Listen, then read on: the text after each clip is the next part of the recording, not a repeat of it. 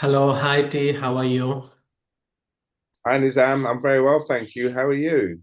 I'm good, and thank you very much for accepting this interview. Okay, and thank you for Okay. giving this opportunity. So, friends, we have Well, T. Liburd here.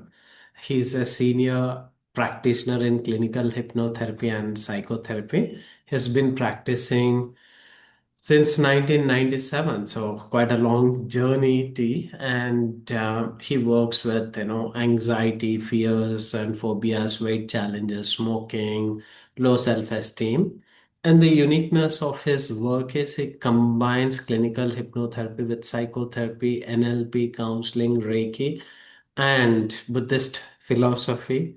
So that makes T's very unique services, blending all this stuff. So, T, please tell me, how did you get into hypnotherapy?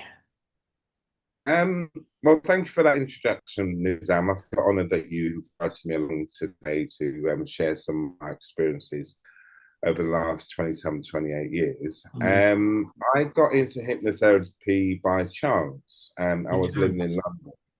London. It was 1991. Partner at the Okay. time was working for a company called MTV. Mm-hmm. And she came home in the evening on a Friday evening and asked me if I wanted to be a member of a stage hypnosis, which was going to be performed by Paul McKenna.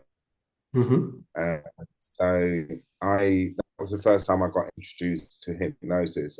Okay. I performed under hypnosis in front of 200 million people Wow. across Europe on one Saturday morning, and that was something that sort of triggered my interest, Hmm. really, because up until that point, like most people, I didn't really know too much about hypnosis. I thought it was mind control. I Mm-hmm. thought the person performing the hypnosis was able to control mind. Having had that experience of being involved in stage hypnosis, it completely changed my mind to Ah, how hypnosis actually works. that's awesome. That's awesome. And how did you get the idea to blend different modalities into your services like Reiki and hypnotherapy? And then counseling, and then all this stuff from Buddhist philosophy. So you have a very unique approach. So how did Well, that evolve? I've been quite interested in the mind since I went traveling around the world between 93 and 94.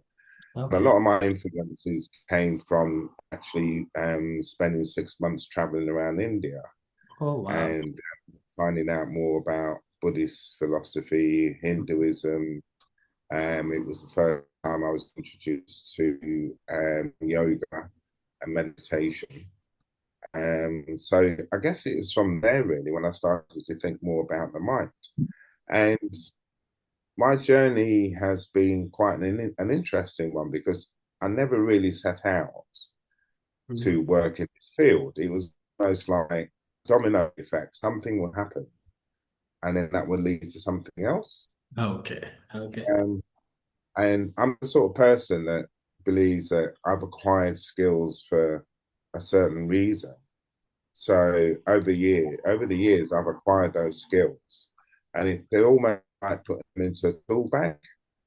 So when I do meet people who are having challenges with their emotional and physiological well-being, I've got the tools in my bag, Wow. at my disposal, so I'm able to use those tools depending on the person. Because again, I strongly believe that yes, the world is full of therapy and different types of therapy, but it's also full of different people who Yes. require different types of therapy to help them. So I'm in a Exactly. position where I can actually do that because of all the tools I have in my tool bag. Wonderful. Wonderful. That's a unique approach, T. Like it is said, one size doesn't fit for all. So Yeah, it's yeah, always to have a unique methods too. people coming with different sorts of issues. And Okay. you also work with clients having challenges with their weight. So could you Mhm. please tell us, like, how does hypnotherapy play a role in the weight loss journey of a person? Okay. Well, as part of my training, I covered a module called Hypnoslimmer, which was a Okay. module that was created by my trainer at the time, a guy called Brian Glenn.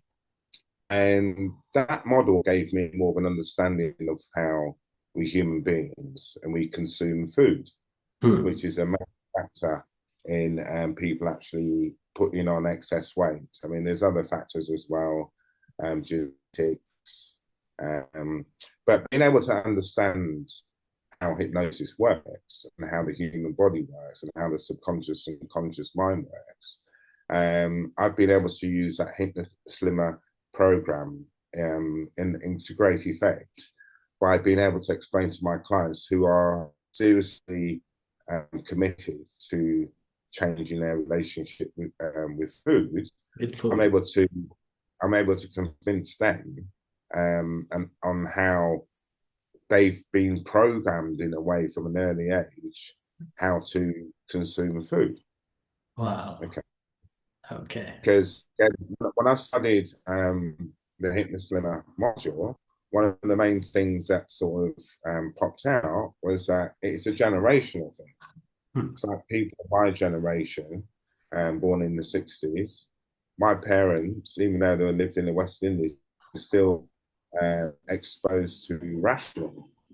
Okay. So for me, as a child, my parents would say things like, if you don't eat everything on that plate, you won't get your sweets. Yes. Okay. So for me, it was a case of the sweet was my reward. Okay. Reward. Everybody loves desserts. Or most people. A lot of people I know. So I had to eat everything on my dinner plate before I can eat the sweet. And imagine if that's the way you've been programmed to eat throughout your life, then it's going to come normal. So true. So true. Yeah. And And in a lot India of is of no exception to here also, like sweet means reward right, or celebration. exactly. So a lot of that thought process is well ingrained in us. So with the Hypnoslimmer program, it's about reprogramming a person's mind, for want of a better word, to make them understand more about their eating habits. Oh, wonderful. Wonderful. T, could you please tell about, because you mix multiple modalities, a person who has going through like trauma, does hypnotherapy help a person to release the traumatic emotions that they are carrying? Could be some people I've seen might be carrying for decades as well and not able Oh, to get enough help. So does hypnotherapy help with the people who are suffering with trauma? well, I can only speak from my own personal experience because Mhm. my birth, I've been able to recognize what trauma is Hmm. over the years, how it affects us an emotional, physiological level. Um, Hypnosis has helped me personally because my birth was quite traumatic, Hmm. but I wasn't able to recognize how that trauma has affected me throughout my life. Oh, And when I was studying for my hypnosis diploma, it made me more aware of how that traumatic event from the very instant I was born has mhm. had an impact on my life. Oh, So okay. for me personally, it's allowed me to almost regress Mhm. and take myself back to that time when I was born. And it's allowed me to accept, yes, this has happened and Mm. it has caused some traumatic reaction within my body. But Okay. it doesn't mean to say that I have to continue living my life Oh, carrying that trauma. So with the hypnosis that I've used with other hypnotherapists and used on myself, the self-hypnosis I've used on myself, it's allowed me to have a greater understanding of how that trauma has impacted on my life and allow me to develop tools, strategies to Wow. be able to deal with that trauma when it's being triggered. Because we all have memories, and those memories will be there in our subconscious until the day that we expire. And some of those memories are good, and some of those memories are not so good. So it's the people who have those not so good memories and don't know how to deal with them because they don't have the tools, they don't have the strategies. Those are the people that I help, the ones that are 100% committed to wanting to make that change, to make their lives more comfortable, more happier, and take them in the direction that they want to be in. Wow, that's amazing. Where you have healed your own trauma and which gave Yes. you a complete understanding how hypnotherapy helps. Beautiful. So again, there is this word of always heard throughout of re-traumatization. I don't want to speak about what has already happened. I don't want to get re-traumatized. So how does hypnotherapy play a role in a person who is scared of speaking about what has happened in the past, or they don't want to visit their past, they don't want to speak, but they want to get healed? Can hypnotherapy help in such situations? Most definitely. I mean, at the start of the process is that I give my potential clients the opportunity to have a 30-minute free discovery call with me. Okay, Hmm. and that has the opportunity to discuss some of the issues which may be holding them back, Hmm. um, which is preventing them from being their authentic selves.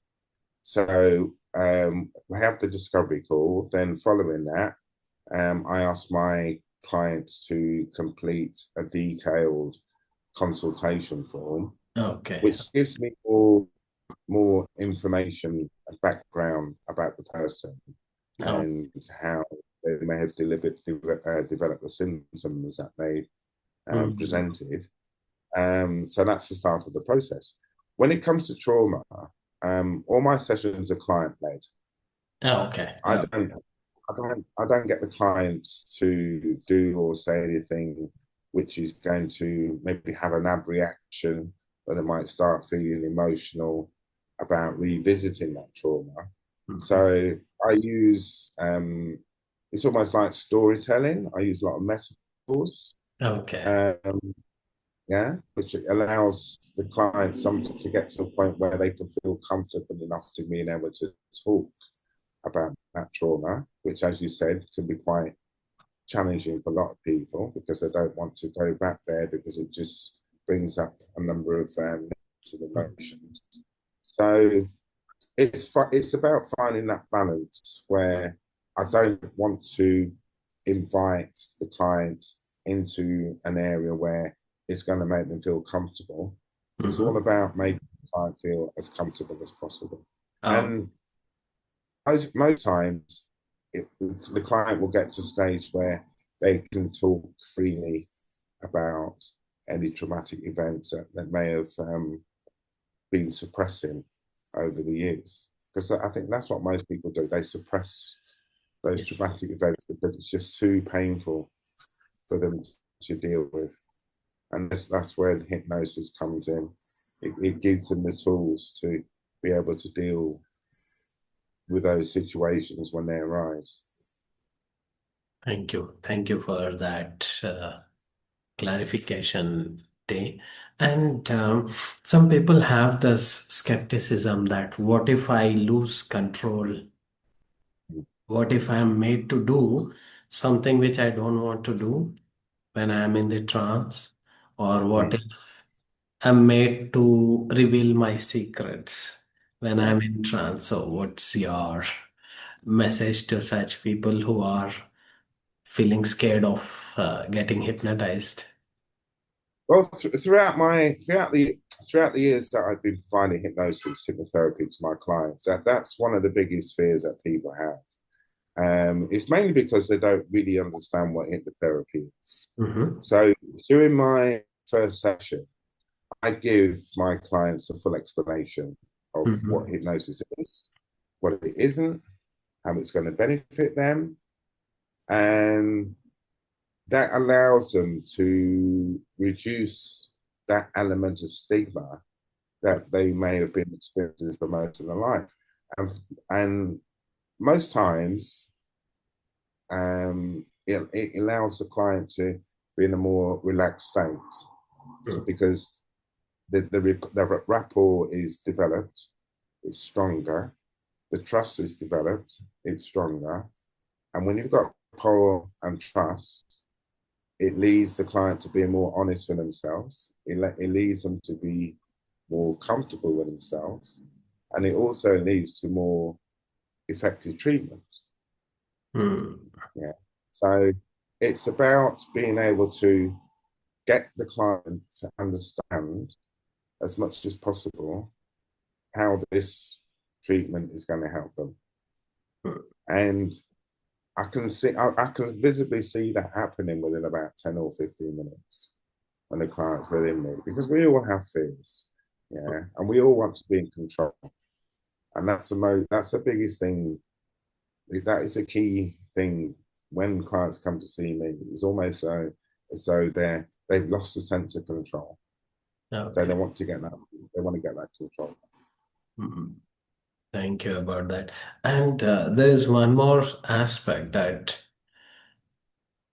I can't be hypnotized. Mm. So, what's your message for that? Again, for me, before I participated in the stage hypnosis with Paul McKenna, that was the same. That was the message I was telling myself. I Mhm. can't be hypnotized.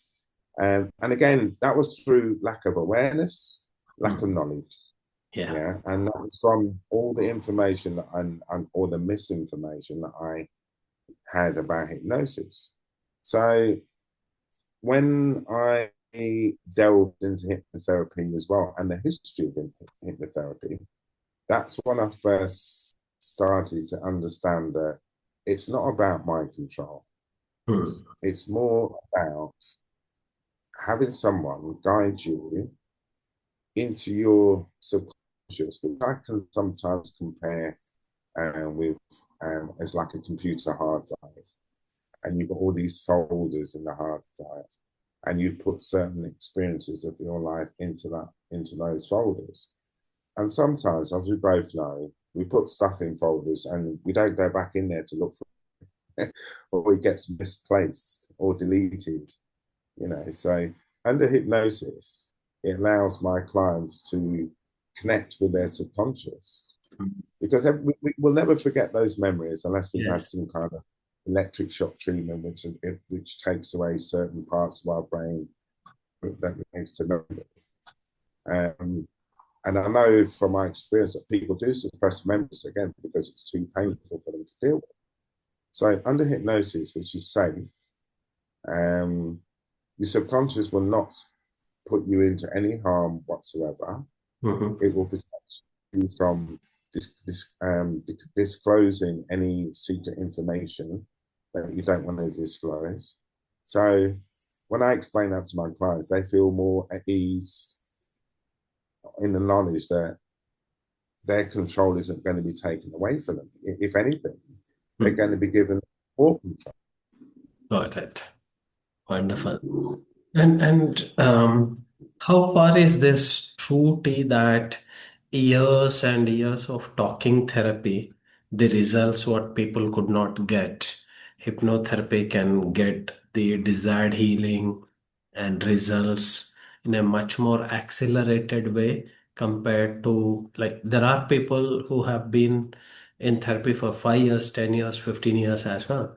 So, is it true that hypnotherapy accelerates in the healing process? Again, from my experience, I've had that experience where I've seen clients. Some clients would come and see me within one session. Mhm. They've been able to deal with their issue. Okay.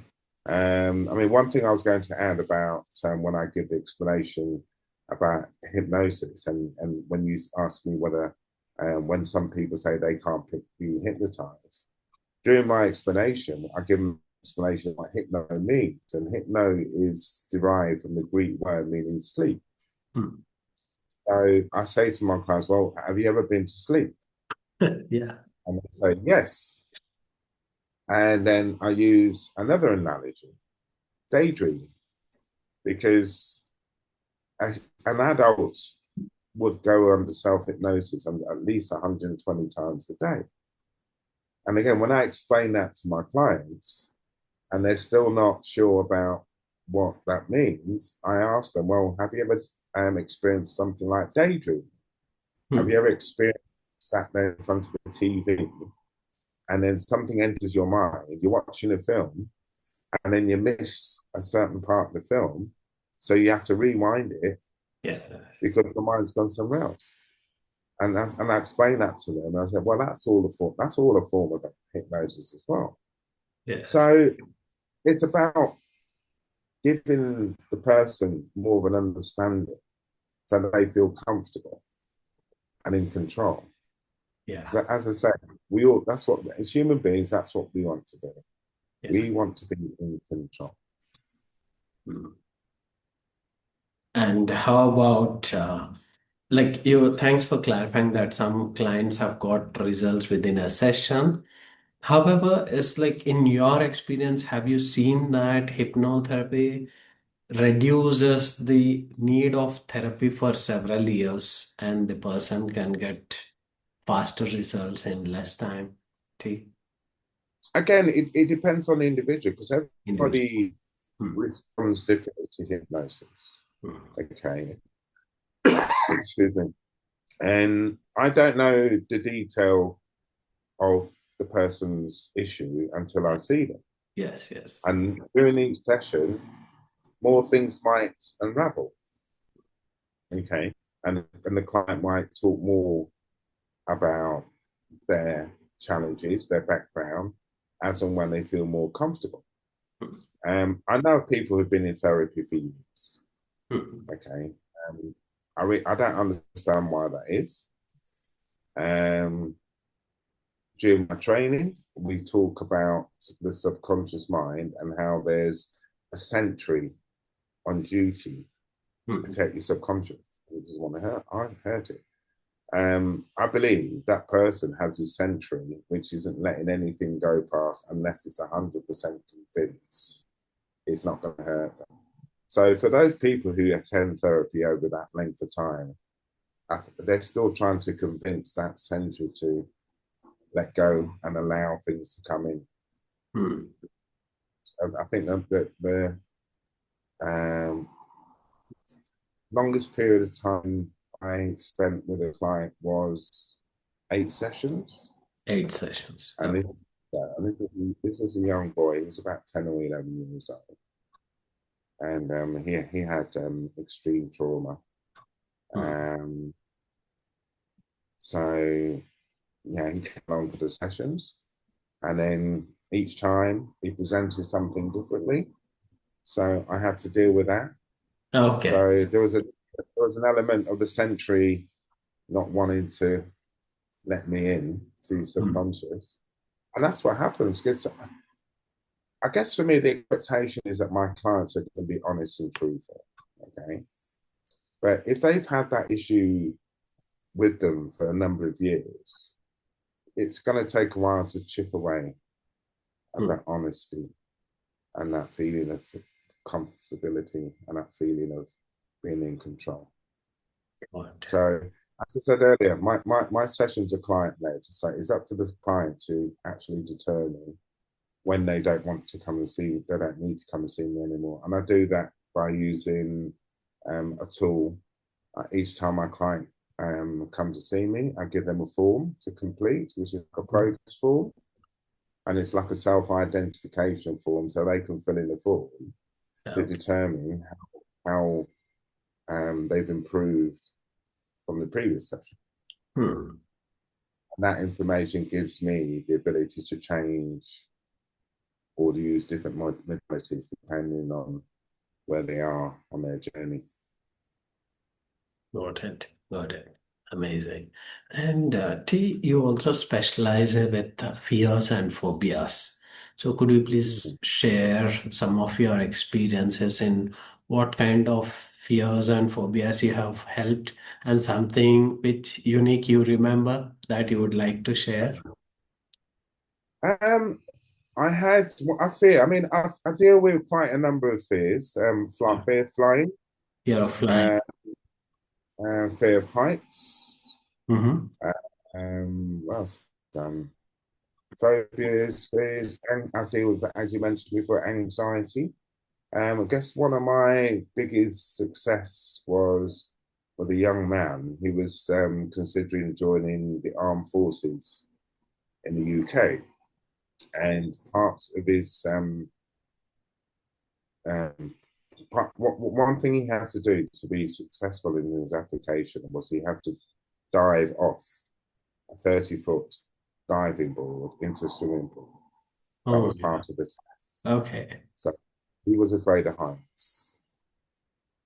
So I had 3 sessions with him. Mm-hmm.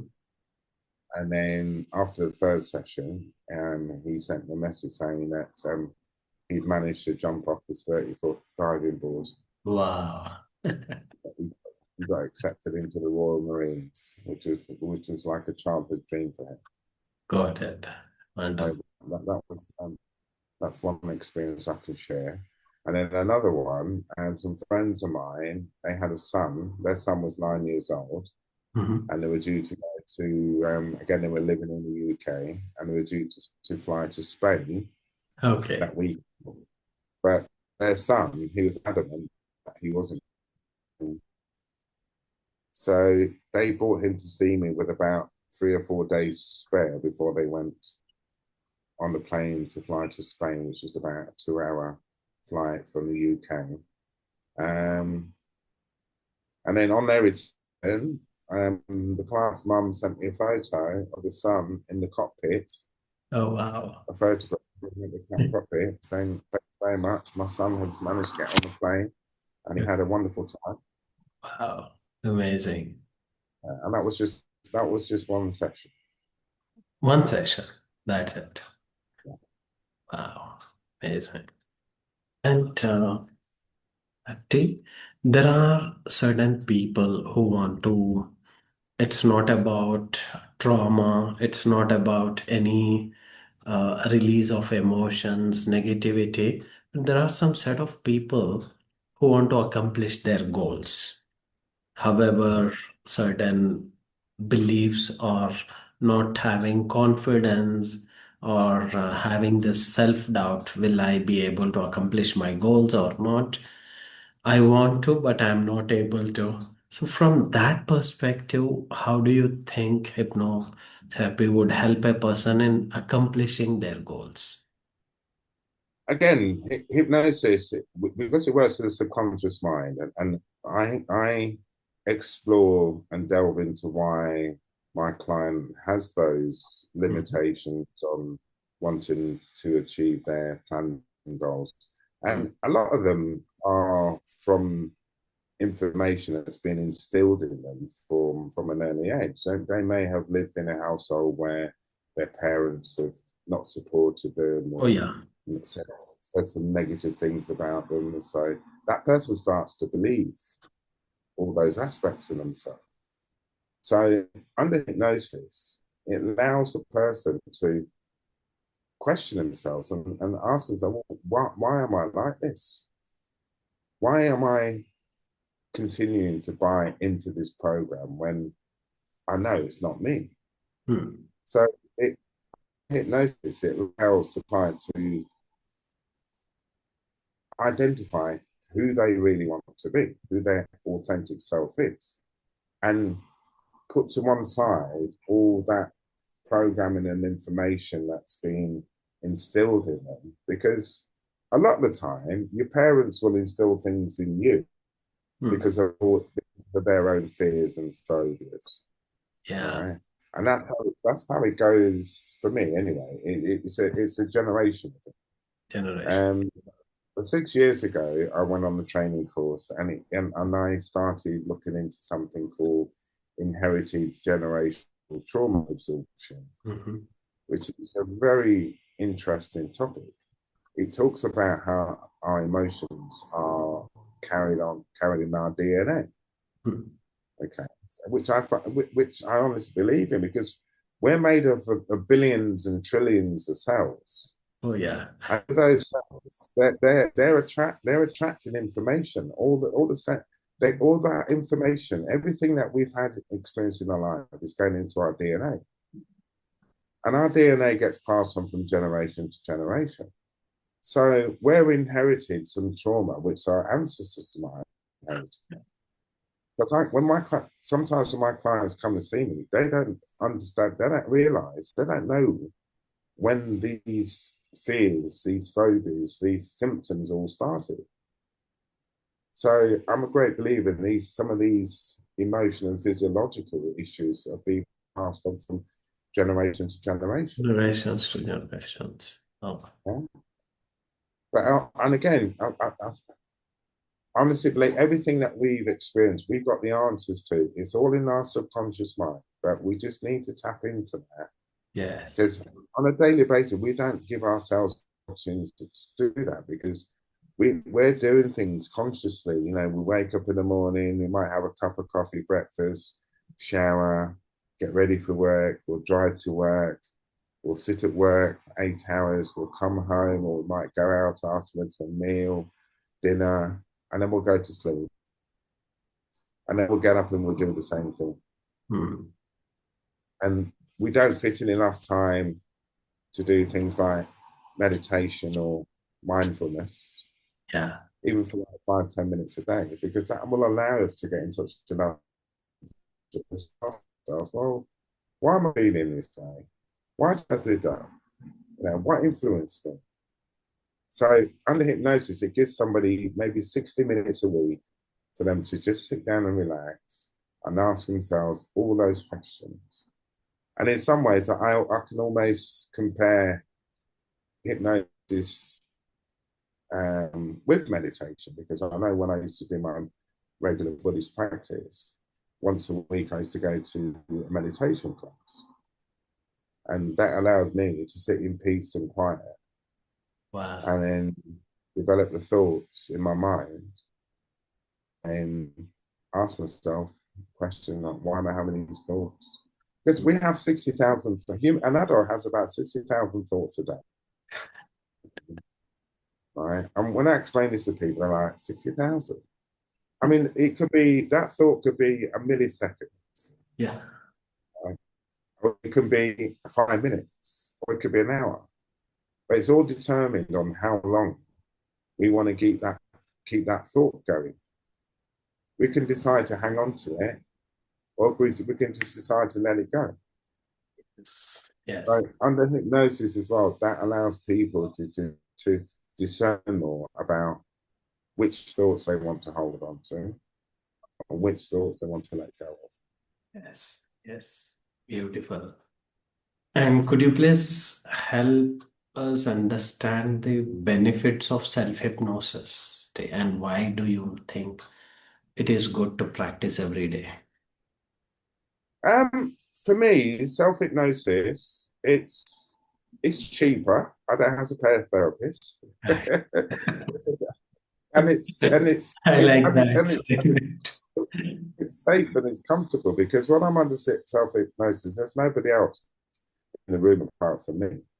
So I'm dealing with my thoughts in a quiet, relaxing, safe environment. And I can come out of self hypnosis when I want. If things start getting a little bit scary, I can come out of it. But that's the point. It's when things start getting a little bit scary, that's where you have to push through the barrier in your own time, of course. when you're most safe as well. That's when you have to push through, because as you push through, that's when all the magic starts happening. That's where all the solutions start coming out, all the answers to your problems start coming out. But you have to be committed to actually go through that process. Otherwise, it's not going to work. Got it. So, as a therapist, I can't. The only person I can hypnotize is myself. I guide my clients into hypnosis, and they can choose whether they want to go under hypnosis or not. I can't make them do that. Okay. So that's the first thing I say to people. The only person I can hypnotize is myself. And that alleviates any fears about me taking control of their mind. Yes, yes. That's a beautiful thing. And like, as we were talking about goals and accomplishments of goals, this brings a next topic of peak performance when it comes to the sports. So, Mhm. have you, in this decades of experience, ever happened that you worked with someone who is trying to improve their performance in their sports, Okay. and how it helped, if so? Well, I can share a couple of experiences I've had over the last few years. Mm-hmm. Um, a marathon runner, a very keen marathon runner, they came to see me maybe about 10 years ago, Mm-hmm. because they just hit a wall, not physically, but mentally. They just hit a wall. They couldn't run anymore. Mm-hmm. And they took part in the Boston Marathon one year, and they just had experienced something happen which prevented them from running. They couldn't train. Mm-hmm. It was almost as though their legs weren't able to work anymore. So they came to see me, and again, one session, and Wow. then within a couple of days, they come back to me and explained that their mindset had been shifted. Um, they almost had a word with themselves, Mm-hmm. and they're able to start training again. Uh, And within a couple of months, they were running in the London Marathon. mm, that's beautiful. And then another client, they're a weightlifter, Hmm. and they were preparing for some national UK championships, which was going to allow them to compete in European championships in Budapest. And they came to see me maybe about 4 or 5 sessions. Okay. And again, after, um, came back and told me how they managed to, I think they actually won the UK championship, which meant they were able to Wow. qualify for the Europeans. Beautiful. And I've been watching their progress over the years, and I just feel proud and honoured that I've been able to guide them. And when I see them winning even more championships, Wow. um, that's the biggest challenge for me. I don't really talk about my client successes, because that's almost like seen as a breach of confidentiality, because Yeah, yeah. I'm governed by, Got you know, it.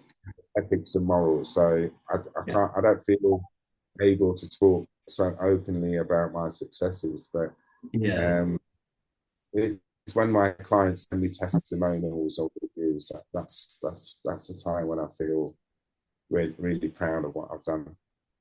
Wonderful. Wonderful. And probably this is my last question today. Uh, Mm. there are people who are into uh, television or acting, into the movies and all that stuff. Yeah. So some people cannot get into the character, or they have some no mental blockage that this specific character I'm not able to get into or act or all that stuff. So ever happened that you worked with any actors to improve their acting skills? Um, Again, yes, because when it comes to things like acting, right, I guess most people see these celebrities as like these perfect human beings, and nothing ever phases them. You Yes. know, they're so strong and confident to be able to come stand in front of a camera. Okay, I mean, I've been in front of a camera a number of times during my life, and I've actually acted in a play. here Oh, on Nevis. okay. And I know how stressful it can be in trying to remember lines Right, and yeah. all aspects of participating in that play. So again, it all relates to your mindset. It all Right. relates to what's going on in your mind when you're actually learning your lines, your skills. And it's the same for any walk of life, any field that you work in. Footballers, I mean, I'm constantly talking to friends of mine because I love football and I play football at a very high level. And I speak with my friends and I say things like, these footballers, they're human beings. Yeah, they might be skilled and trained playing football, but they've got their own minds and they've got things going in their minds, which is ultimately going to affect their performance. So we see more and more professional football clubs having things like mind coaches or Yeah, psychologists yes. because they understand, yes, these are highly skilled, highly trained players, but ultimately they're still human beings. Right? And in some ways, these people who provide this service, they could be seen as hypnotherapists, psychotherapists, but they're all under the same label as coach.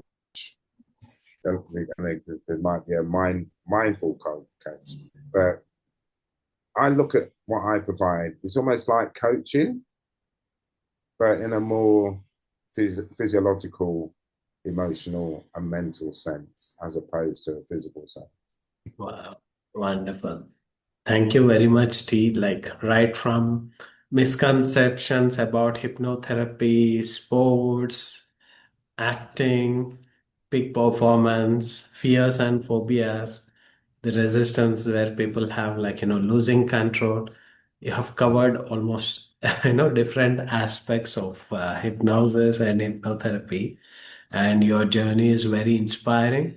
So, friends, I'll be providing these description and contact details in the YouTube channel. So, anyone who's interested can directly reach out to T from the provided details. Thank you very much, T, once again. Namaste. Namaste.